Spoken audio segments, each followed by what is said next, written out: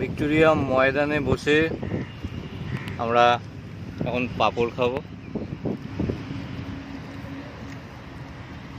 আশেপাশে ঘোড়ার মধ্যে বসে আছি।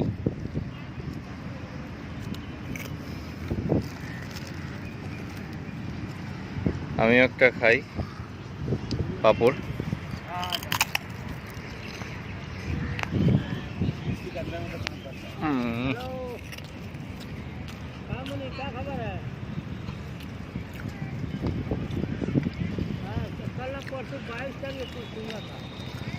পাঁপড়গুলো বেশ ভালোই লাগে, ছোটবেলায় খেতাম কি এরকম পাঁপড়।